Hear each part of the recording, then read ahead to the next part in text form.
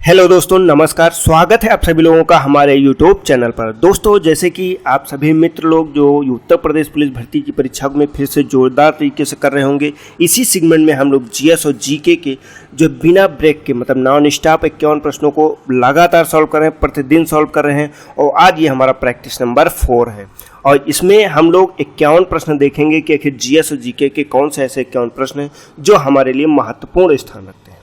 तो दोस्तों, जैसे कि आप सभी को पता है कि इसका पेपर इस बार कब होने वाला है, तो 23 अगस्त, 24 अगस्त, 25 अगस्त, 30 अगस्त एवं 31 अगस्त को परीक्षा प्रस्तावित है। तो आपके पास बहुत ही कम समय है, मुश्किल से 20 दिन का समय है। 20 दिन में आपको अपनी तैयारी को पूरा कर लेना है। तो इसी में हम लोग अपना जीके एवं करंट अफेयर्स दोनों को यहाँ कवर करेंगे। अगर अभी तक आपने हमारे चैनल को सब्सक्राइब नहीं किया तो हमारे चैनल को सब्सक्राइब कर लीजिए, वीडियो को लाइक कीजिए और अधिक से अधिक अपने दोस्तों को शेयर भी कीजिए। चलते हैं, जैसे कि हम इसमें सेगमेंट में अपने 51 प्रश्न लेके स्टार्ट करेंगे, तो जो कि बिना ब्रेक के होंगे। आपको लगातार प्रश्नों के उत्तर देना है, इन्हें समझना है, इन्हें याद कर लेना है। हम चलते हैं अपने आज के पहले प्रश्न पे। हमारा पहला प्रश्न है, प्रसिद्ध चरकुला नृत्य संबंधित है। विकल्प क्या है? ए विकल्प है अवध से, बी विकल्प है बुंदेलखंड से, सी विकल्प है ब्रजभूमि से एवं डी विकल्प है रुहेलखंड से। तो इसका सही आंसर क्या होगा? तो इसका सही आंसर हो जाएगा ब्रजभूमि। आखिर जो चरकुला नृत्य है ये कहाँ? तो ये यूपी का एक नृत्य है और ये कहाँ पे? तो ये ब्रजभूमि से संबंधित है। आपका इसका सी विकल्प सही है, इसे आपको याद कर लेना है। हम बढ़ते हैं अपने अगले प्रश्न पे। हमारा अगला प्रश्न संख्या 2 है, निम्नलिखित में से कौन सा प्रथम कंप्यूटर वायरस है? विकल्प ए है आई लव यू, विकल्प बी है ब्लास्टर, विकल्प सी है सेसर और विकल्प डी है क्रीपर। तो इसका सही आंसर क्या हो जाएगा? तो इसमें पूछ क्या रहा आपसे? पूछ ये रहा, मान लीजिए प्रथम कंप्यूटर आपसे नहीं पूछा, प्रथम कंप्यूटर वायरस पूछ रहा। मतलब वायरस को, कंप्यूटर को प्रभावित करने वाला एक अनचाहा प्रोग्राम जो आपके कंप्यूटर पे कब्जा कर लेता है, उन्हें वायरस बोला जाता है। तो कौन सा वायरस था? तो ये क्रीपर था। मतलब पहला जो वायरस था, डेवलप किया गया था, ये क्रीपर था। ठीक, और ये एक जासूसी के लिए बनाया गया था। मतलब फाइल वगैरह जो है चुरा के वहाँ की जो मुख्यतः चीज़ें, इंपॉर्टेंट चीज़ें होती हैं, उनको निकालने के लिए बनाया गया था। हम लोग चलते हैं अपने अगले क्वेश्चन पे। हमारा अगला प्रश्न संख्या 3 है, किस अनुच्छेद में लोक नियोजन के विषय में अवसर की समता प्रदान की गई है? विकल्प क्या है? ए विकल्प है अनुच्छेद 15, बी विकल्प है अनुच्छेद 17, सी विकल्प है अनुच्छेद 16, डी विकल्प है अनुच्छेद 18। तो इसका सही आंसर क्या होगा आपको बताना। पूछ क्या रहा पहली चीज? तो ये जो है लोक नियोजन के बारे में पूछा। लोक नियोजन के बारे में अवसर की समता, तो आपको डायरेक्ट आपको याद होना चाहिए कि जो नौकरियां निकलती हैं, नौकरियों में किसी भी प्रकार का भेदभाव नहीं किया जाएगा। ये संविधान के किस आर्टिकल में दिया गया है? तो ये आर्टिकल नंबर 16 में दिया गया। आपका सही आंसर क्या हो जाएगा? आर्टिकल नंबर 16, अनुच्छेद 16 याद रखना है आपको। हम चलते हैं अपने अगले क्वेश्चन पे। हमारा अगला प्रश्न संख्या 4 है, हाथी गुफा शिलालेख, आगे खाली स्थान है, इसको आपको फिल करना। हाथी गुफा शिलालेख से संबंधित है। किससे संबंधित है? विकल्प ए है एलिफेंटा की गुफाएं, बी है जो है सित्तवाल वासल की गुफाएं और विकल्प सी है कन्हेरी की गुफाएं और विकल्प डी है उदयगिरी एवं खंडगिरी की गुफाएं। तो इसका सही आंसर क्या हो जाएगा? तो भैया जो हाथी गुफा शिलालेख है ये उदयगिरी और खंडगिरी गुफाओं से संबंधित है, इसे आपको याद कर लेना है। ठीक, किससे संबंधित है? तो उदयगिरी एवं खंडगिरी गुफाओं से संबंधित है। हम चलते हैं अपने अगले क्वेश्चन पे। हमारा अगला प्रश्न संख्या 5 है, निम्नलिखित में से कौन सा भारतीय अर्थव्यवस्था का प्राथमिक क्षेत्र है? 4 विकल्प दिए गए हैं। 4 विकल्पों में से अर्थव्यवस्था के अंतर्गत पहला क्षेत्र कौन सा है उसे आपको चुनना है। विकल्प ए क्या है? कृषि, विकल्प बी क्या है? उद्योग, विकल्प सी है सहकारिता, विकल्प डी है उपरोक्त में से कोई नहीं। तो इसका सही आंसर क्या है भैया? तो जो ये आपका ए विकल्प है कृषि, कृषि को प्राथमिक क्षेत्र में रखा गया, वहीं उद्योग को द्वितीय क्षेत्र में रखा गया। अगर सेवा क्षेत्र की बात करते हैं, जहाँ पे जैसे टेलीकॉम वगैरह कंपनी होती है, सेवा जो हम लोग देते हैं किसी कंपनी को, वो सेवा क्षेत्र हो जाता है, तृतीय क्षेत्र शामिल हो जाता है। तो इसे आपको याद रखना, पहला क्षेत्र कौन सा है? कृषि है। तो इसका सही आंसर ए हो जाएगा। हम चलते हैं अपने अगले क्वेश्चन पे। हमारा अगला प्रश्न संख्या 6, भारत में निम्नलिखित में से किस पूर्व प्रधानमंत्री द्वारा डिस्कवरी ऑफ इंडिया पुस्तक लिखी गई है? विकल्प ए है राजीव गांधी, विकल्प बी है लाल बहादुर शास्त्री और विकल्प सी है इंदिरा गांधी, विकल्प डी है पंडित जवाहरलाल नेहरू। अब आपसे प्रश्न क्या पूछ रहा है भैया? पूर्व प्रधानमंत्री, वो व्यक्ति प्रधानमंत्री भी रहा है, उसने लिखा है डिस्कवरी ऑफ इंडिया पुस्तक। तो किसने लिखा? तो भैया पंडित जवाहरलाल नेहरू जी, जो विकल्प डी में हैं, इन्होंने ये डिस्कवरी ऑफ इंडिया पुस्तक को, लेखक है, इन्होंने इस पुस्तक को लिखा है। ठीक है, तो इसका सही आंसर क्या होगा? डी ऑप्शन इसका सही हो जाएगा। हम बढ़ते हैं अपने अगले क्वेश्चन पे। हमारा अगला प्रश्न संख्या 7 है, किस विधि द्वारा मिश्रण में उपस्थित घटकों का पृथक्करण किया जाता है?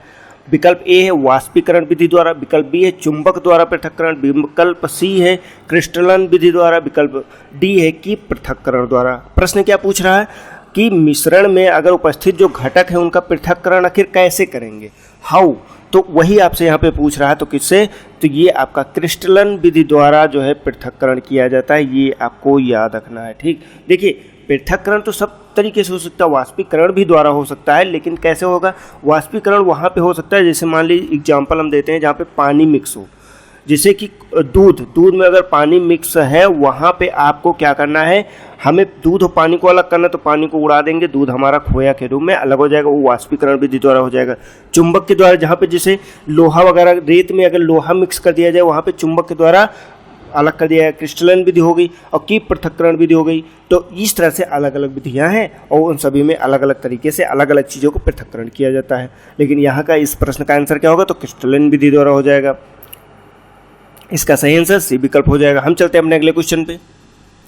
हमारा अगला प्रश्न संख्या 8 है, आंध्र प्रदेश में कौन सा वन्य जीव अभ्यारण्य एशियाई हाथियों की आबादी के लिए जाना जाता है? विकल्प ए है कैंडियन वन्य जीव अभ्यारण्य, विकल्प बी है पापीकोंडा वन्य जीव अभ्यारण्य, विकल्प सी है नागार्जुन सागर श्री शैलसम टाइगर रिजर्व और विकल्प डी क्या है? कोरिंगा वन्य जीव अभ्यारण्य। तो इसका सही आंसर क्या होगा? पूछ क्या रहा है आपसे, आंध्र प्रदेश के अंतर्गत जो एशियाई हाथी है उसके लिए कौन सा वन्य जीव अभ्यारण्य है, ये आपको बताना है। तो इसका सही आंसर क्या होगा?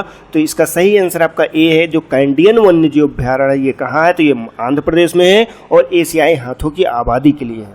तो इसे आपको याद रखना, कैंडियन वन्य जीव अभ्यारण्य इसका सही आंसर हो जाएगा। सही आंसर मतलब ए विकल्प इसका सही होगा। हम चलते हैं अपने अगले क्वेश्चन पे। हमारा अगला प्रश्न संख्या 9 है, आयात निर्यात बैंक स्थापित हुआ। आयात निर्यात बैंक को और भी एक नाम देते हैं जिसको बोलते हैं एग्जिम बैंक। तो एग्जिम बैंक की स्थापना आखिर कब हुई ये आपको बताना है। तो भैया ये देखिए विकल्प है, ए विकल्प है 1981 में, बी विकल्प है 1982 में, सी विकल्प है 1985 में, डी विकल्प है 1989 में। तो इसमें से कौन सा सही होगा? तो इसका बी विकल्प सही है, 1989 में जो है कब किया गया? तो 1982 में इसका जो है किया गया है। तो आपको ये याद रखना है। और इसमें एक चीज़ और है, इसके में इंडिया एक्ट 1981 के तहत 1982 में स्थापित किया गया था। कब? तो 1982 में एक्ट कौन सा था? तो एक्ट था 1981 का। ठीक, ये याद रखना आपको, एक्ट है 1981 के अंतर्गत 1982 में जो इसको स्थापित किया गया था। यहाँ पे सही आंसर क्या हो जाएगा? तो इसका सही आंसर है बी विकल्प सही हो जाएगा। सॉरी दोस्तों, यहाँ पे 1989 लिखा है, 1989 यहाँ पे नहीं होगा, गलती, ये टाइप मिस्टेक है। और बी विकल्प इसका सही होगा 1982 में। और इंडिया एक्ट कौन सा था? तो ये 1981 था। हम लोग बढ़ते हैं अपने अगले क्वेश्चन पे। हमारा अगला प्रश्न संख्या 10 है, किसने विल्मिंगटन को प्रथम विश्व युद्ध सेकेंड हेरिटेज सिटी के रूप में घोषित किया है? विकल्प ए है बराक ओबामा, विकल्प बी है डोनाल्ड ट्रंप, विकल्प सी व्लादिमीर पुतिन और विकल्प डी है स्कॉट मॉरिसन। तो किसने किया है? तो पूछ आपसे ये रहा है, जो विल्मिंगटन है इसको प्रथम विश्व युद्ध जो हेरिटेज सिटी है सेकेंड, इसे जो है कौन घोषित किया? तो इसका सही आंसर हो जाएगा आपका बी ऑप्शन, डोनाल्ड ट्रंप के द्वारा ये घोषित किया गया है। आपको ये याद रखना। प्रश्न संख्या क्या है? 10। तो इसे आपको अच्छे से याद रखना। हम बढ़ते हैं अपने अगले क्वेश्चन पे। हमारा अगला प्रश्न संख्या 11 है, किसने आर्य समाज की स्थापना की थी? आपसे पूछा आर्य समाज जो स्थापित हुआ था इसकी स्थापना आखिर की किसने थी? विकल्प क्या है? ए विकल्प है स्वामी विवेकानंद, विकल्प बी है राजा राम मोहन राय, विकल्प सी है स्वामी दयानंद सरस्वती और विकल्प डी क्या है? लाला लाजपत राय। तो इसका सही आंसर क्या होगा? तो भैया इसका सही आंसर हो जाएगा स्वामी दयानंद सरस्वती जी ने किया था। किसकी? तो आर्य समाज की स्थापना किसने किया? तो स्वामी दयानंद सरस्वती ने किया था। कब किया था? तो 10 अप्रैल को किया था। 10 अप्रैल जो है 1875 ईस्वी में किया था। ठीक, कब? तो 10 अप्रैल 1875 ईस्वी में स्वामी दयानंद सरस्वती जी ने किया था। इसका सही आंसर क्या हो जाएगा? सी आंसर इसका सही हो जाएगा। हम चलते हैं अपने अगले क्वेश्चन पे। हमारा अगला प्रश्न संख्या 12 है, पारिस्थितिकी तंत्र में मधुमक्खियों एवं अन्य परागकणों की भूमिका को स्वीकार करने के लिए विश्व मधुमक्खी दिवस दुनिया भर में कब मनाया जाता है? विकल्प यहाँ पे खाली स्थान है, यहाँ पे कब आप लिख सकते हैं, कब मनाया जाता है। आपको तिथि बतानी है किसका? तो विश्व मधुमक्खी दिवस का पूछना है। तो भैया कब है? विकल्प क्या है? ए विकल्प है 20 मई, बी विकल्प है 21 मई, सी विकल्प है 22 मई और डी विकल्प है आपका 23 मई। तो इसका सही आंसर क्या हो जाएगा? तो इसका भैया ए विकल्प सही है। 20 मई के दिन विश्व मधुमक्खी दिवस मनाया जाता है। क्यों मनाया जाता है? तो मधुमक्खियों एवं अन्य परागकरों जो कि मतलब जैसे कि क्या होता है, अगर फूल का प्रजनन करना है तो कैसे, तो ये मधुमक्खियाँ या कीड़े जो होते हैं यही तो करते हैं। तो इसीलिए इसकी इम्पोर्टेंस को बताने के लिए कब मनाया जाता है? तो ये 20 मई के दिन मनाया जाता है। इसका सही आंसर क्या हो जाएगा? इसका ए विकल्प सही हो जाएगा। हम चलते हैं अपने अगले क्वेश्चन पे। हमारा अगला प्रश्न संख्या 13 है, प्रथम भारतीय महिला कौन? तो प्रथम भारतीय महिला जिसने एशियाई खेल में 400 मीटर दौड़ में स्वर्ण पदक जीता था, कौन था? ये प्रथम है, प्रथम भारतीय महिला को पूछा जा रहा है जिसने एशियाई खेल में 400 मीटर दौड़ में स्वर्ण पदक जीता। ए विकल्प है ML वालसम्मा, बी विकल्प है PT ऊषा, सी विकल्प है कमलजीत संधू और डी विकल्प है आपका के मल्लेश्वरी। तो किसने जीता था? तो भैया इसका सी विकल्प सही है, कमलजीत संधू ने जीता था। वो भी कब? तो ये 1970 में जीता था। इसके लिए उनको 1971 में जो है पद्मश्री पुरस्कार भी दिया गया था। कौन सा? तो पद्मश्री पुरस्कार से भी सम्मानित किया गया था, ये आपको याद रखना। अतः इसका कौन सा क्वेश्चन सही हो जाएगा, मतलब विकल्प सही होगा? तो इसका सी विकल्प सही हो जाएगा। कमलजीत संधू 1970 में जीता और 1971 में उन्हें पद्मश्री पुरस्कार भी दिया गया। ठीक, अच्छे से याद रखिएगा। हम चलते हैं अपने अगले क्वेश्चन पे।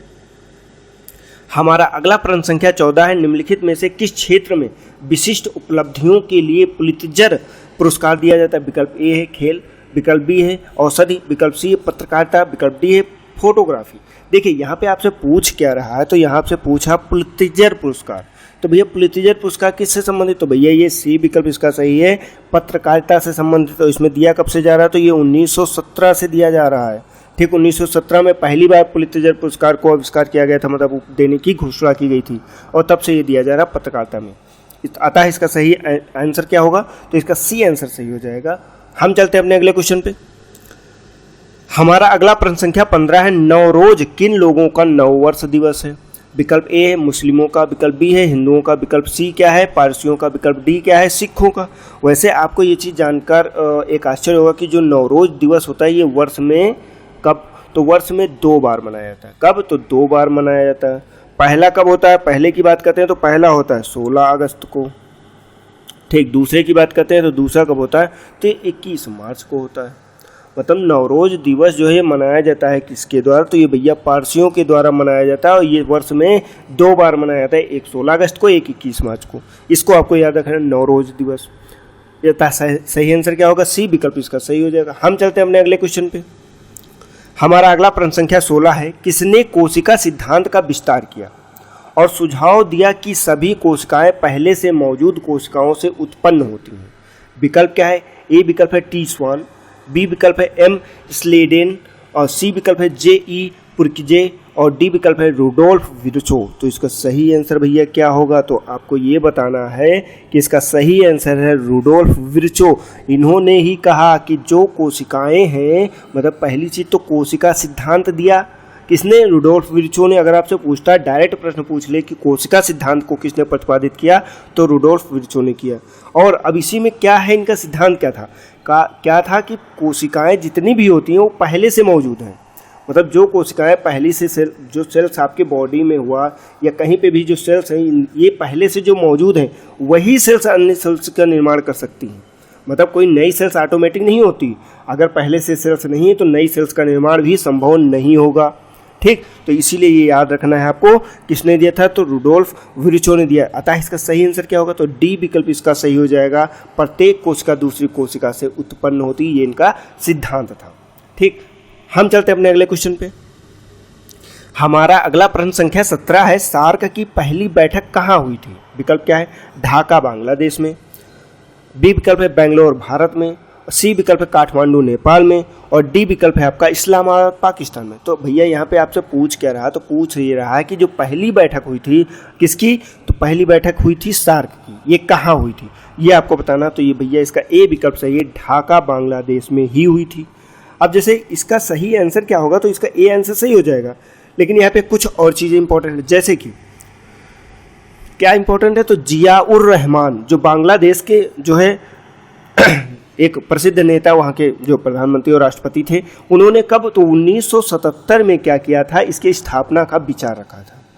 ठीक, कि आखिर सार्क का ऐसा एक संगठन होना चाहिए था। इसका विचार किसने दिया, तो बांग्लादेश के ही नेता थे जियाउर रहमान, उन्होंने 1977 में दिया। लेकिन इसकी स्थापना कब होती है, अगर पूछते हैं सार्क की स्थापना कब होती है, तो भैया ये सार्क की स्थापना हो जाती है 1985 में। कब, तो 1985 में। और 1985 में जब इसकी स्थापना होती तब इसमें टोटल 7 देश शामिल होते। कौन कौन से देश, तो पहला देश था बांग्लादेश, दूसरा था भूटान, तीसरा था मालदीव और चौथा था भारत और पांचवा था आपका क्या, पाकिस्तान और छठा क्या था, नेपाल।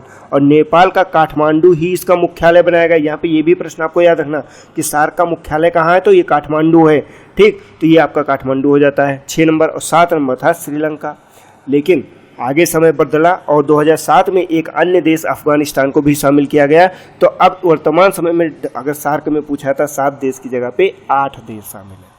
ठीक, उन 8 देशों का नाम पूछा था तो नीचे नाम दिए गए, ये भी आपको याद रखना। हम बढ़ते हैं अपने अगले क्वेश्चन पे। हमारा अगला प्रश्न संख्या 18 है, निम्नलिखित में से कौन UPZA और LR अधिनियम का सबसे उपयुक्त पूर्ण रूप है।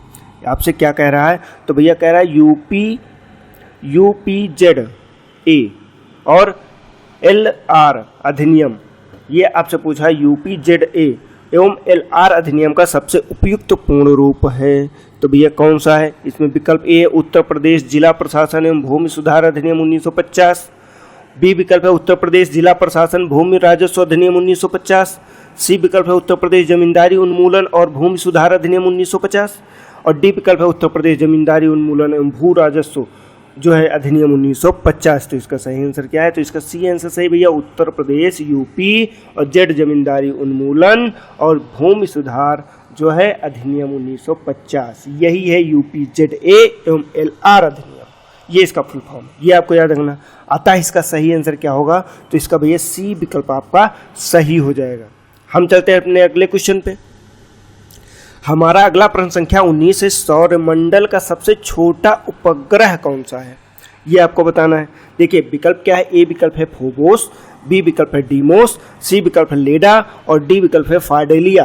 तो इसका सही आंसर क्या होगा भैया, तो इसका सही आंसर हो जाएगा बी, डीमोस जो है सौरमंडल का सबसे छोटा उपग्रह है डीमोस। अब बात करते हैं तो ये कौन सा है, तो ये भैया जो है मंगल ग्रह का प्राकृतिक उपग्रह में से एक है। ठीक, इसका सही आंसर क्या है, तो बी आंसर सही है। डीमोस क्या है, मंगल ग्रह का प्राकृतिक उपग्रह है। उपग्रह में कौन था, तो फोबोस और डीमोस दो थे। तो डीमोस जो है इसी का जो दूसरा उपग्रह है ये सबसे छोटा है विश्व में। आपको ये याद रखना, सौरमंडल में सबसे छोटा उपग्रह है। हम चलते हैं अपने अगले क्वेश्चन पे। हमारा अगला प्रश्न संख्या 20 है, भारतीय अंतरिक्ष अनुसंधान संगठन इसरो भारत सरकार की अंतरिक्ष एजेंसी है, बिल्कुल सही। जिसका मुख्यालय क्या है, मुख्यालय निम्न में से किस शहर में स्थापित है या स्थित है, ये आपको बताना है। तो देखिए विकल्प क्या है, ए विकल्प है पुणे, बी विकल्प है बेंगलोर, सी विकल्प है दिल्ली और डी विकल्प है विशाखापट्टनम। तो इसका सही आंसर क्या है, तो भैया इसका सही आंसर है बी विकल्प बेंगलोर। बेंगलोर में जो है इसरो का मुख्यालय स्थित है। इसरो की स्थापना कब हुई थी, तो भैया इसरो की स्थापना आपकी हुई थी 15 अगस्त 1969 69 में, ये भी आपको याद रखना है। ठीक, इसरो क्या है, तो ये एक अंतरिक्ष एजेंसी है और किसकी है, तो भारत सरकार की है, ये भी आपको याद रखना। अतः इसका सही आंसर क्या हो जाएगा, बी आंसर इसका सही हो जाएगा। हम चलते हैं अपने अगले क्वेश्चन पे। हमारा अगला प्रश्न संख्या 21 है, लौह और रक्त की नीति किसने अपनाई। विकल्प ए है बलबन, विकल्प बी है अलाउद्दीन खिलजी, विकल्प सी है मोहम्मद बिन तुगलक, विकल्प डी है बाबर।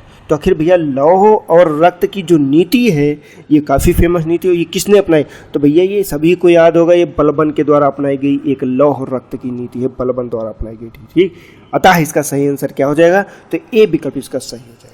हम बढ़ते हैं अपने अगले क्वेश्चन पे। हमारा अगला प्रश्न संख्या 22 है, उत्तर प्रदेश में जिला मजिस्ट्रेट नियुक्त करने वाला प्राधिकरण निम्नलिखित में से कौन सा है। विकल्प ए है केंद्रीय रिजर्व पुलिस बल, विकल्प बी है उत्तर प्रदेश सरकार, विकल्प सी है संघ लोक सेवा आयोग, विकल्प डी है उत्तर प्रदेश लोक सेवा आयोग। पूछ क्या रहा, तो भैया उत्तर प्रदेश में जो जिला मजिस्ट्रेट होता है इसको नियुक्त करने वाला प्राधिकरण आखिर है कौन, ये आपको बताना है। तो भैया आपको ये बताना है कि कौन करता है नियुक्ति। आप बताइए भैया कौन करेगा। तो भैया ये उत्तर प्रदेश सरकार करेगी। अगर उत्तर प्रदेश की बात है तो उत्तर प्रदेश सरकार देगी। हाँ, यहाँ पे अगर चयन की बात करते हैं, मजिस्ट्रेट जो आईएएस होता है, एक आईएएस होता है, आईएएस का चयन कौन करता है? तो चयन आपका संघ लोक सेवा आयोग करता है, ठीक। लेकिन नियुक्ति कौन प्रदान करता है? तो नियुक्ति उस राज्य की गवर्नमेंट करती है कि किस आईएएस का कहाँ पे नियुक्ति होगी। हाँ, कैडर नियुक्त जो अलॉट होता है ये आपका अलॉट होता है संघ लोक सेवा आयोग के द्वारा कि आपको ये राज्य मिला है। लेकिन राज्य में कौन सी पोस्टिंग मिली है ये सरकार की जिम्मेदारी होती है, उस राज्य की सरकार की जिम्मेदारी होती है, ठीक। हम बढ़ते अपने अगले क्वेश्चन पे। हमारा अगला प्रश्न है प्रश्न संख्या 23, रोहिणी श्रेणी का प्रथम उपग्रह प्रक्षेपण किस वर्ष किया गया था? विकल्प ए है 1980, विकल्प बी है 1981, विकल्प सी है 1982, विकल्प डी है 1983। तो इसका सही आंसर क्या हो जाएगा भैया, आपको ये बताना है। तो भैया इसका सही आंसर ए है 1980 में, मतलब 18 जुलाई। कब? तो 18 जुलाई 1980 में जो है रोहिणी श्रेणी के प्रथम उपग्रह का प्रक्षेपित किया गया था, ठीक। अतः इसका सही आंसर क्या हो जाएगा? ए आंसर इसका सही हो जाएगा। हम चलते हैं अपने अगले क्वेश्चन पे। हमारा अगला प्रश्न संख्या 24 है, सर्बिया की राजधानी क्या है? विकल्प क्या है आपका? विकल्प ए है ओस्लो, विकल्प बी है बेलग्रेड और विकल्प सी है स्टॉकहोम, विकल्प डी है क्या? लोमा। तो इसका सही आंसर क्या है? सर्बिया पूछ रहा। तो भैया सर्बिया की जो राजधानी है ये क्या है? तो ये भैया आपका क्या है? बेलग्रेड है। कौन सा? तो बी विकल्प इसका सही हो जाएगा आपका बेलग्रेड, ठीक। सही आंसर क्या है? तो बेलग्रेड इसका सही आंसर है। अब बेलग्रेड के साथ में अगर इसकी मुद्रा की बात करते हैं तो इसकी सर्बियाई दिनार इसकी मुद्रा है। इसका सही आंसर क्या है? B Belgrade. इसकी मुद्रा क्या है? सर्बियाई दिनार। ये आपको याद रख लेना है। हम चलते हैं अपने अगले क्वेश्चन पे। हमारा अगला क्वेश्चन नंबर 25 है, टीपू सुल्तान कहाँ का शासक था? ठीक, ये भैया वही सुल्तान है, टीपू सुल्तान की जो काफ़ी फेमस है। आप सभी लोग जानते हैं कि ये अपने शासन के लिए इसने कहा था, एक इसका वक्तव्य भी बहुत फेमस है कि एक अच्छे क्या कहें, एक मतलब आप अपने दिल से जीने वाले एक दिन के लिए जीते हैं। जो बहादुर होते हैं वो एक दिन के लिए जीते हैं, वो भी बहुत होता है। लेकिन कायर की तरह अगर आप 100 दिन जीते हैं तो भी आपका बेकार होता है, ठीक। ये टीपू सुल्तान का एक वक्तव्य है, ठीक। तो इसके बारे में आपको बताना है कि ये कहाँ का शासक था। आपका विकल्प क्या है? ए विकल्प है हैदराबाद, विकल्प बी है मदुराई, विकल्प सी है मैसूर और विकल्प डी है विजयनगर। तो इसका सही आंसर भैया है मैसूर।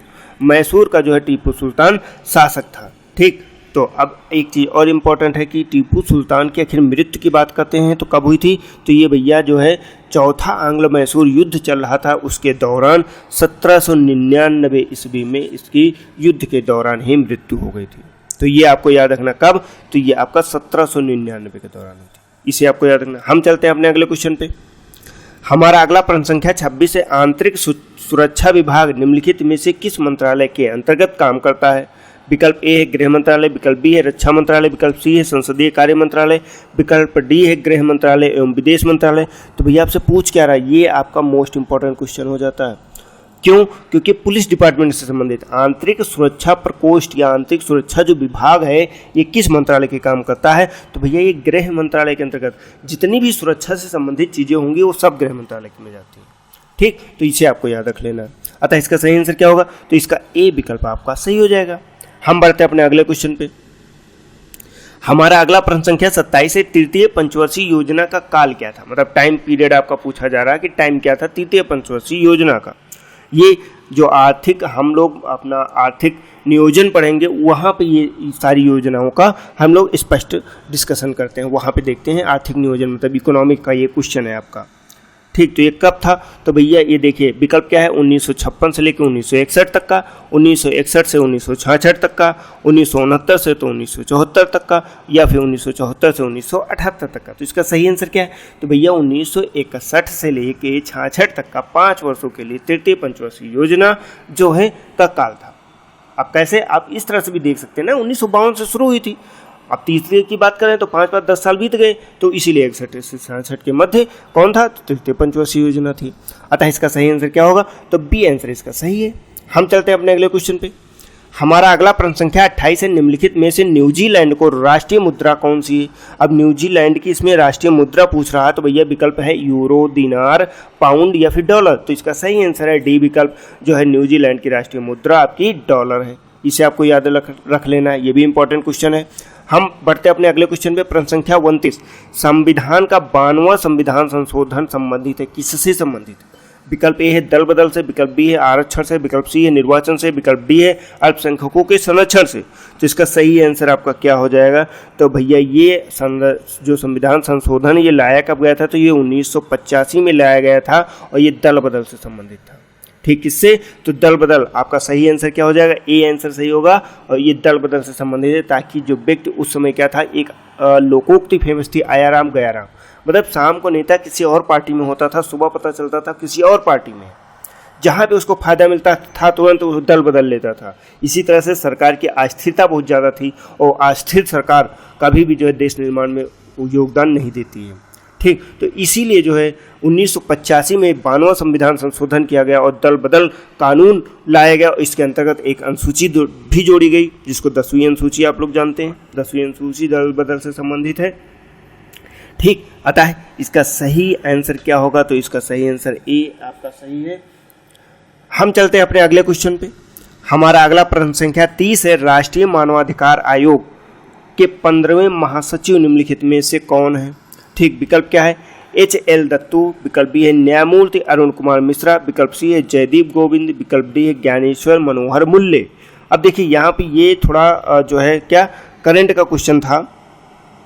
ठीक, राष्ट्रीय मानवाधिकार आयोग के 15वें महासचिव पूछा गया और जब आप पेपर दे रहे हैं तो उस समय आप चेक करिएगा कि कौन से हैं। ठीक, अब विकल्प क्या इसका सही हो जाएगा? तो इसका सी विकल्प सही हो जाएगा। क्या? तो सी विकल्प सही है, जयदीप गोविंद। अब पूछ ले अगर आपसे कि राष्ट्रीय मानवाधिकार आयोग की स्थापना कब हुई थी, तो भैया इसकी स्थापना हुई थी 12 अक्टूबर 1993 में। कब? तो 12 अक्टूबर 1993 में राष्ट्रीय मानवाधिकार आयोग की स्थापना की गई थी। इसे भी आपको याद रख लेना है। अतः इसका सही आंसर सी हो जाएगा। हम चलते हैं अपने अगले क्वेश्चन पे। हमारा अगला प्रश्न संख्या 31 है, किसने कहा विदेशी राज चाहे कितना अच्छा क्यों ना हो, स्वदेशी राज की तुलना में कभी अच्छा नहीं हो सकता? विकल्प ए स्वामी विवेकानंद, विकल्प बी है विनोबा भावे, विकल्प सी है दयानंद सरस्वती, विकल्प डी है आपका महात्मा गांधी। प्रश्न क्या है? प्रश्न ये है कि भैया जो विदेशी राज है ये कितना भी अच्छा क्यों ना हो, स्वदेशी राज से कभी अच्छा नहीं होगा। ये किसने कहा था? कौन ये मानता था? तो ये भैया दयानंद सरस्वती जी मानते थे कि ऐसा है। ठीक, इसे भी आपको रट लेना है। हम चलते हैं अगले क्वेश्चन पे। हमारा अगला प्रश्न संख्या 32 है, उत्तर प्रदेश में कौन सा शहर भगवान राम के जन्म स्थान माना जाता है? विकल्प क्या है? ए विकल्प मथुरा, विकल्प बी है वाराणसी, विकल्प सी है प्रयागराज, विकल्प डी क्या है? अयोध्या। ये इंपॉर्टेंट इसलिए हो जाता है, मोस्ट इंपॉर्टेंट, क्योंकि अभी हाल ही में ये बहुत ही चर्चा में बना रहा है। ठीक, क्योंकि यहाँ पे क्या हुआ? तो यहाँ पे राम मंदिर का निर्माण हुआ है, तो भगवान राम के जन्म स्थान के रूप में क्या है? तो भैया ये अयोध्या है। ये सभी लोगों को पता है, अयोध्या। इसका सही आंसर क्या होगा? डी आंसर इसका सही हो जाएगा। हम चलते हैं अपने अगले क्वेश्चन पे। हमारा अगला प्रश्न है प्रश्न संख्या 33, बिरजू महाराज का संबंध किस शास्त्रीय नृत्य से है? विकल्प ए है कथकली, विकल्प बी है कथक, विकल्प सी क्या है आपका भरतनाट्यम, विकल्प डी क्या है मणिपुरी। तो भैया बिरजू महाराज किससे संबंधित है? तो बिरजू महाराज जी कथक से संबंधित है। इसका सही आंसर क्या होगा? बी विकल्प सही हो जाएगा, आपको रट लेना है। इसका सही आंसर बी हो जाएगा, कथक। हम चलते हैं अपने अगले क्वेश्चन पे। हमारा अगला प्रश्न संख्या 34 है, निम्नलिखित में से कौन सा बाल गंगाधर तिलक द्वारा किया गया साहित्यिक कार्य है? अब इसमें पूछ क्या रहा भैया, बाल गंगाधर तिलक द्वारा पूछ रहा है कि साहित्यिक कार्य क्या है, क्या उन्होंने कोई पत्रिका लिखी या इनकी कोई पुस्तक है, वही आपको यहाँ पे टिक करना है। तो भैया इसका देखते हैं।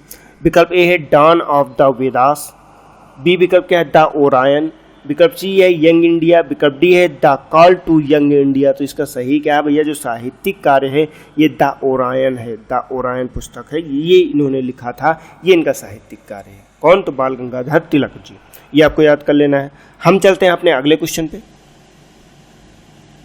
हमारा अगला प्रश्न संख्या 35 है, उगादि उत्सव किस राज्य में मनाया जाता है? विकल्प क्या है? ए विकल्प है गुजरात में, विकल्प बी है झारखंड में, विकल्प सी है बिहार में, विकल्प डी है कर्नाटक में। तो ये भैया कहाँ मनाया जाता है? तो भैया उगादि उत्सव जो है ये कर्नाटक में मनाया जाता है। कहाँ पे? तो भैया ये कर्नाटक में मनाया जाता है। ठीक, कहाँ? तो कर्नाटक में, आपका डी विकल्प सही होगा, कर्नाटक में मनाया जाता है। हम चलते हैं अपने अगले क्वेश्चन पे। हमारा अगला प्रश्न है प्रश्न संख्या 36। उत्तर प्रदेश में प्रति 1000 पुरुषों पे महिलाओं का अनुपात कितना है? ये भैया 2011 की जनगणना है, ये भी याद रखें। कौन सी? तो 2011 की जनगणना के अनुसार हम पूछ रहे हैं, क्योंकि 2021 की जनगणना का अभी भी अनंतिम आंकड़ा नहीं प्रकाशित किया गया है। जब वो अनंतिम आंकड़ा आ जाएगा तो हम लोग उस पर भी बात करेंगे, उसको भी डिस्कस करेंगे। लेकिन अभी क्या है, तो 2011 है, तो 1000 पुरुषों पे महिलाओं की संख्या बतानी है। विकल्प ए है 635, विकल्प बी है 965, विकल्प सी है 908 और विकल्प डी है 912। तो इसका सही आंसर क्या होगा? तो भैया इसका डी विकल्प सही है, 912 होता है। किस पे? तो 1000 पुरुषों पे महिलाओं का संख्या का अनुपात 912 है। ठीक, सही आंसर आपका डी हो जाएगा। हम चलते हैं अपने अगले क्वेश्चन पे। हमारा अगला प्रश्न संख्या 37 है। भारत में किस राज्य में सर्वाधिक साक्षरता दर पाई जाती है? ये भी भैया 2011 के आंकड़ा के अनुसार है। ठीक, विकल्प क्या है? ए विकल्प है केरल, बी विकल्प है तमिलनाडु, विकल्प सी है आंध्र प्रदेश, विकल्प डी है आपका महाराष्ट्र। तो इसका सही आंसर आप सभी को पता है, रटा हुआ है कि केरल है सही आंसर और 94% वहाँ पे साक्षरता दर पाई जाती है। कितनी? तो 94%। ये भी आपको रट लेना है। हम चलते हैं अपने अगले क्वेश्चन पे। हमारा अगला प्रश्न संख्या 38 है। हाइड्रोग्राफी के क्षेत्र में सहयोग के लिए निम्नलिखित में से किस देश ने भारत के साथ समझौता ज्ञापन पर हस्ताक्षर किया? विकल्प क्या है? ए विकल्प है श्रीलंका, बी विकल्प है बांग्लादेश, विकल्प सी है मालदीव, विकल्प डी है पाकिस्तान। तो हाइड्रोग्राफी की बात कर रहा है, किसने समझौता ज्ञापन किया? तो मालदीव ने किया है, सी विकल्प हो जाएगा। हम चलते हैं अपने अगले क्वेश्चन पे। हमारा अगला प्रश्न संख्या 39 है। क्रोमोसोम की संरचना में कौन कौन भाग लेते हैं? किसकी संरचना में? तो क्रोमोसोम की संरचना में। विकल्प ए है आरएनए या लिपिड, विकल्प बी है डीएनए और प्रोटीन, विकल्प सी है लिपिड और कार्बोहाइड्रेट, विकल्प डी है एंजाइम और विटामिन। तो इसका सही आंसर आपका क्या हो जाएगा? तो भैया इसका सही आंसर हो जाएगा बी, डीएनए और प्रोटीन इसका सही आंसर है। डीएनए और प्रोटीन मिलकर क्रोमोसोम का निर्माण करते हैं। ठीक, हम चलते हैं अपने अगले क्वेश्चन पे। हमारा अगला प्रश्न संख्या 40 है। प्राचीन काल में गढ़मुक्तेश्वर का हिस्सा था। अब गढ़मुक्तेश्वर का हिस्सा कौन सा था ये बताना है। ए विकल्प है हस्तिनापुर, बी विकल्प है राजगृह, सी विकल्प है मगध और डी विकल्प है इनमें से कोई नहीं। तो इसका सही आंसर भैया क्या हो जाएगा? आपसे अगर पूछा जाता है तो सही आंसर क्या होगा? तो इसका हस्तिनापुर सही आंसर। ए विकल्प सही होगा। गढ़मुक्तेश्वर किसका हिस्सा था? तो हस्तिनापुर का हिस्सा था। ठीक, हम चलते हैं अपने अगले क्वेश्चन पे। हमारा अगला प्रश्न संख्या 41 है। ब्रह्म समाज की स्थापना किसने की थी? किसकी? तो ब्रह्म समाज की। विकल्प क्या है? ए है राजा राम मोहन राय, बी विकल्प है स्वामी विवेकानंद, सी विकल्प है स्वामी दयानंद सरस्वती, डी विकल्प है राजगोपाल चट्टोपाध्याय। तो इसका सही आंसर क्या हो जाएगा? तो ए विकल्प इसका सही हो जाएगा। राजा राम मोहन राय द्वारा कब? तो 1828 में। कब? तो 1828 में जो है ब्रह्म समाज की स्थापना की गई। ये आपको याद रखना है। ठीक, बहुत ही अच्छे से याद रखना। हम चलते हैं अपने अगले क्वेश्चन पे।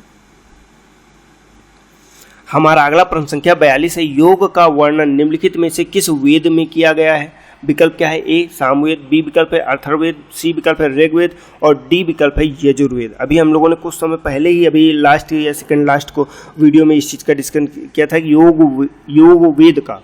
तो वहीं पे आज आपसे पूछा जा रहा है कि आखिर योग का वर्णन किस वेद में किया गया? तो भैया ये ऋग्वेद में किया गया है। आपका विकल्प सी सही हो जाएगा। ऋग्वेद के अंतर्गत जो है योग का वर्णन किया गया है। ठीक, सही आंसर क्या है इसका? तो ऋग्वेद है। हम चलते हैं अपने अगले क्वेश्चन पे। हमारा अगला प्रश्न संख्या 43 है। अनुच्छेद 17 किस विषय से संबंधित है? विकल्प क्या है? ए विकल्प है शिक्षा का अधिकार, बी विकल्प है भाषा का अधिकार, सी विकल्प है अस्पृश्यता का अंत, डी विकल्प है मतदान का अधिकार। तो सही आंसर क्या हो जाएगा आपका? तो भैया ये सी विकल्प सही है, अस्पृश्यता का अंत। देखिए धीरे धीरे हम लोग मूल अधिकार और पूरा संविधान लगभग सब कुछ समेट रहे हैं, सब कुछ खत्म कर रहे हैं। जो जो चीज़ें इंपॉर्टेंट हो सारी चीज़ें यहाँ पे आपके सामने उपस्थित हो जा रही हैं। तो इसका सही आंसर क्या होगा? अस्पृश्यता का अंत। ठीक, सी विकल्प सही है। हम चलते हैं अपने अगले क्वेश्चन पे। हमारा अगला प्रश्न संख्या 44 है। महापरिनिर्वाण स्तूप कहाँ स्थित है? ठीक, विकल्प ए है हापुड़, विकल्प बी है फर्रुखाबाद, विकल्प सी है सारनाथ, विकल्प डी है आपका कुशीनगर। तो इसका भैया कहाँ स्थित है आपसे ये पूछ रहा। तो महापरिनिर्वाण दिवस जहाँ पे बौद्ध जी ने क्या किया था? अपने जो इस शरीर का त्याग किया था, उन्होंने महापरिनिर्वाण किया था। मतलब वो इस इह लोक से एक अनंत लोक में प्रवेश किए थे। ठीक, उनको उस दिन मोक्ष की प्राप्ति हुई थी। तो उसी को कहते हैं महापरिनिर्वाण। एक साधारण अर्थ में कहते हैं कि जब बौद्ध जो गुरु बौद्ध धर्म के जो संस्थापक है भगवान बुद्ध जी, उनकी मृत्यु हुई थी, उसी को महापरिनिर्वाण बोलते हैं। तो ये कहाँ पे है ये आपसे बताना। तो भैया ये कहाँ पे है, तो इनकी मृत्यु कहाँ हुई थी, कुशीनगर। तो इसका सही आंसर क्या हो जाएगा, कुशीनगर में। ठीक, कहाँ है महापरिनिर्वाण दिवस, तो स्तूप, तो ये कुशीनगर में, ये आपको रट लेना है। हम चलते हैं अपने अगले क्वेश्चन पे। हमारा अगला प्रश्न संख्या 45 है। उत्तर प्रदेश राज्य में कौन सा जनपद तेल रिफाइनरीज के लिए प्रसिद्ध है। विकल्प ए है बरेली, विकल्प बी है वाराणसी, विकल्प सी है महोबा, विकल्प डी है मथुरा। तो इसका सही आंसर क्या होगा, तो भैया जनपद तेल रिफाइनरीज के लिए कौन है, तो भैया मथुरा फेमस है। कौन, तो मथुरा। ठीक, मथुरा में तेल रिफाइनरीज है। ठीक, इसका सही आंसर आपका डी हो गया। हम चलते हैं अपने अगले क्वेश्चन पे। हमारा अगला प्रश्न संख्या 46 है। यहाँ पे देखिए दो सूचियाँ दी गई, सूची 1 और सूची 2। अब इन दो सूचियों में कुछ बिंदु दिए गए, उनका मिलान करना है कि मतलब इनका जो निर्माण करवाया गया था ये निर्माण सही है कि नहीं। ठीक, जैसे कि ए में क्या दिया गया, लाल किला। अब लाल किला के सामने दिया गया सुल्तान हैदर अली। क्या लाल किला का निर्माण सुल्तान हैदर अली ने ही किया था, या फिर सेकंड पे दिया गया चार मीनार। अब चार मीनार का निर्माण पूछ रहा राजा धीराज शाहजहां ने किया था या किसी और ने किया था, ये आपको बताना है। ठीक, अब इसके बाद जाते हैं तो लाल बाग। अब लाल बाग को मोहम्मद कुली कुतुबुक शाह ने किया था या किसी और ने किया था, ये आपको बताना है। तो भैया इसका सही आंसर क्या होगा, तो पहले तो जो आपको पता है, जैसे कि लाल किला सभी को पता है, ये दिल्ली में स्थित है। यहीं पे 15 अगस्त के दिन जो है भाषण दिया जाता है, जो प्रधानमंत्री के द्वारा दिया जाता है। तो ये भी आपको पता होना चाहिए लाल किला कहाँ पे है, किसने बनवाया था, तो ये शाहजहां ने बनवाया था। किसने, तो शाहजहां ने। इसका सही क्या हो जाएगा, ए का हो जाएगा सेकंड। ए का सेकंड देखते हैं, इसमें दिया गया तो ये हो सकता है भैया, इसमें ए का फर्स्ट दिया गया, ये नहीं होगा, इसमें ये भी नहीं होगा। आपका बी और सी कट गया, आपका ए बचा और डी बचा। ठीक, ये हो गया। अब हम अगले पे चलते हैं, अगला देखते हैं क्या है। तो भैया अगर चार मीनार की बात करते हैं तो चार मीनार को किसने बनवाया था, ये मोहम्मद कुली कुतुबुक शाह ने बनवाया था। तो इसका क्या हो जाएगा, तो बी का आपका हो जाएगा थर्ड। वहीं एक और बचता सी लाल बाग का, तो इसका सुल्तान हैदर हो जाएगा। और ये अगर मिलान करेंगे तो आपका ए विकल्प सही हो जाएगा। सही का आंसर क्या होगा, तो ए आंसर आपका सही हो जाएगा। इसे आपको याद कर लेना, मतलब ये जो साहित्य ऐतिहासिक इमारतें हैं और इनका निर्माण किसने करवाया, इसे रट लेना है। ठीक, हम बढ़ते हैं अपने अगले क्वेश्चन पे। हमारा अगला प्रश्न संख्या 47 है। 1 किग्रा भार के बराबर कितना न्यूटन होता है। न्यूटन पूछ रहा है कि अगर 1 किलो भार है तो उसमें न्यूटन कितना होगा। ए विकल्प है 9.8 न्यूटन, बी विकल्प है 10 न्यूटन, विकल्प सी है 9.6 न्यूटन, विकल्प डी है 8.9 न्यूटन। तो भैया 9.8 जो न्यूटन होता है ये 1 किलोग्राम भार के बराबर होता है। ठीक, इसे आपको रट लेना है। ठीक, हम चलते हैं अपने अगले क्वेश्चन पे। हमारा अगला प्रश्न संख्या 48 है। देवगढ़ ललितपुर जिले में स्थित है और नदी के तट पर स्थित है। यहाँ पे अब आपसे प्रश्न पूछ रहा है भैया, जैसे विकल्प में क्या है, ए है गंगा, बी है बेतवा, सी है यमुना, डी है आपका गोमती। आपसे प्रश्न ये पूछा जैसे देवगढ़ जो है ये ललितपुर में है, लेकिन ये किस नदी पे, यहाँ पे जैसे किस नहीं लगा है, लेकिन ये किस नदी पर स्थित है ये आपको बताना है। ठीक, 4 विकल्प आपको दिए गए। सही आंसर क्या है इसका, तो भैया ये जो देवगढ़ है ये बेतवा नदी के किनारे स्थित है और ललितपुर जिले में स्थित है। दोनों चीज़ें यहाँ पे हो जाती हैं, आपको याद कर लेनी है।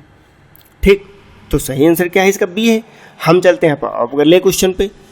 हमारा अगला प्रश्न है प्रश्न संख्या 49। मुद्रा का क्या तात्पर्य होता है। मुद्रा इकोनॉमी का क्वेश्चन है। विकल्प ए है मूल्य का मापक, विकल्प बी है कर्मचारी को मिलने वाला वेतन, विकल्प सी है लाभांश, विकल्प डी है किसी राज्य की प्रतिवर्ष की कुल आय। तो भैया इसका सही आंसर क्या होगा, पूछ रहा मुद्रा क्या है। तो मुद्रा क्या है, तो भैया ये मूल्य का मापक है। कैसे, तो मूल्य का मापक अगर आपसे पूछता है मुद्रा क्या है, तो भैया जैसे किसी वस्तु का हो आप मापते हैं, उसका मूल्य क्या है, तो ये मुद्रा में ही मापा जाता है। 100 रुपये है, 200 रुपये है, या अब मुद्रा को अथोराइज कौन करता है, ये उस देश की गवर्नमेंट करती है। जैसे भारत के अंतर्गत भारत के जितने भी रुपया हैं, नोट हैं या सिक्के हैं, उनको कौन अथोराइज किया है, कौन कहता है कि ये इस मुद्रा मतलब इसके बदले में आपको ये वस्तु मिलेगी, और अगर आप ये हमारे पास रहते हैं तो आपकी संपत्ति में इतना इजाफा किया है, तो ये RBI करता है, भारत सरकार करता है। ये प्रमाणित करता है कि ये मुद्रा वैध है। ठीक, तो ये मूल्य का मापक होता है। इसका सही आंसर क्या होगा, ये आंसर सही हो जाएगा।